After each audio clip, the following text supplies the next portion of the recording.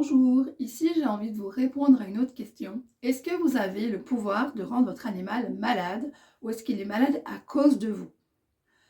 Non, ça c'est simple, c'est précis.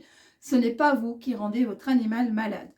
Par contre, qu'il y ait des liens entre ce que vous vivez, ce que votre animal va symptomatiser ou à des maladies que vous avez vécues et des choses que lui va aussi symptomatiser, ça oui, c'est possible. Ça s'appelle un effet de résonance ou un écho.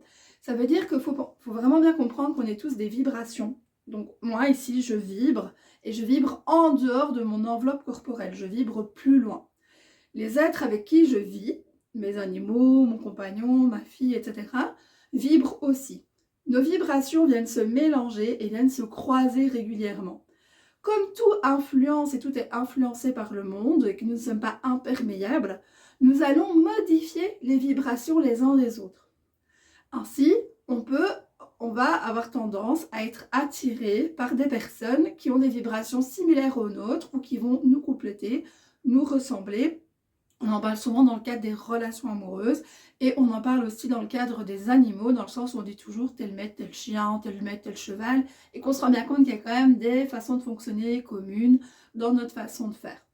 Ça marche pour les blessures émotionnelles aussi, ça marche pour les blessures karmiques, ça marche pour les blessures transgénérationnelles, ça marche pour tout, puisque tout cela compose nos vibrations et compose notre être. À partir de là, on peut comprendre que non seulement on va avoir tendance à être attiré par des êtres ou des animaux avec des blessures similaires aux nôtres qui donc ont tendance à symptomatiser de manière similaire aux nôtres ou qui peuvent symptomatiser de manière différente mais avec la cause similaire. Je parle toujours similaire parce que ce qui va faire la différence entre une blessure A pour un être X ou Y, c'est la façon dont lui va le vivre, l'incarner et la façon dont il va y réagir. Ça, c'est spécifique à chaque personne et à chaque animal. Ensuite, il faut penser et comprendre que comme nos vibrations vont influencer notre animal, mais les siennes vont nous influencer aussi, on peut aussi symptomatiser pour notre animal. J'ai déjà vu des personnes qui avaient mal à la cheville quand leur cheval avait un abcès par exemple. J'ai déjà eu des cas dans ce sens-là. Et j'ai déjà eu des cas dans l'autre sens, d'un chien par exemple qui boitait parce que sa propriétaire s'était fait opérer de la jambe. Dans ces cas-là, ce qui est intéressant de faire, si ça devient dangereux ou trop impactant pour l'animal ou pour l'humain, c'est simplement de venir remettre chacun chez soi. Donc oui, on s'influence, mais on n'est pas obligé d'être complètement fusionnel et d'être complètement mélangés ensemble. C'est important que chacun soit respecté dans son individualité et dans ce qu'il est, pour que chacun reste chez soi et que chacun vive ce qu'il a à vivre comme il a besoin de le vivre, pas dans un état de fusion ou de mélange de l'autre. L'idéal, c'est que chacun a son propre puzzle. On ne mélange pas deux puzzles ensemble pour en refaire un, ça ne fonctionne pas très très bien. Ok. Alors, c'est important vraiment de se déculpabiliser par rapport à ça. Vous oubliez également souvent, les personnes qui me posent cette question-là, que votre animal a un libre arbitre aussi. Son monde ne tourne pas autour de nous. Nous sommes très importants pour lui, au même titre qu'un parent est très important pour un enfant et que notre animal est très important pour nous. Ils ont une part émotionnelle importante et spécifique dans notre cœur et dans notre âme. Mais ils ont un libre arbitre. Il y a des animaux qui volontairement, que ce soit de corps ou d'âme, décident de venir accompagner un humain et de venir l'aider en prenant une partie de ses difficultés, ou en tout cas en les partageant, parce que ce qui est partagé est moins lourd à porter. Et donc, à ce moment-là, ça mérite le respect de ce choix, de ce libre arbitre. Il m'est déjà arrivé d'avoir des animaux, par contre, qui étaient trop loin dans un manque d'individualité et d'ancrage, en fait, de qui ils étaient pour pouvoir se protéger, pour pouvoir faire un stop.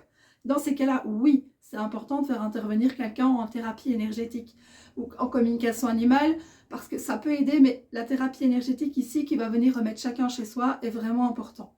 J'espère qu'avec cette vidéo, vous avez compris ce que j'essayais de transmettre. Un des plus grands fléaux qu'on vit dans la relation humain-animal, c'est cette culpabilité. La culpabilité est en fait une autre pôle de la responsabilité, c'est une déresponsabilisation de nous, de l'autre, et donc on culpabilise. Non, chacun chez soi, chacun est acteur de sa vie, et à ce moment-là, on laisse à chacun son individualité, sa part de lui, et on peut travailler comme partenaire et pas comme des êtres codépendants ou co-influençants. Les choses sont un peu plus complexes et un peu plus magnifiques d'ailleurs que ça. Pour ceux qui ont envie d'aller plus loin, de creuser le sujet, etc., le 8 janvier, il y a un atelier gratuit de 2 heures en soirée pour vous faire découvrir la communication animale et déjà l'expérimenter. Et ensuite, il y a une formation en ligne qui a déjà commencé, dans le sens où les modules théoriques sont déjà accessibles et dont les inscriptions se clôturent le 15 janvier. Et dans cette formation, vous aurez des modules théoriques en ligne, des modules pratiques encadrés avec moi, avec des entraînements. C'est très important quand on débute de s'entraîner avec des animaux qui ne sont pas les siens, justement pour nous aider à créer ce référentiel de ressenti et pour avoir des personnes qui nous font un feedback derrière. Quand on travaille avec nos animaux, le feedback est beaucoup plus compliqué à obtenir. Je vous souhaite une belle journée et à bientôt!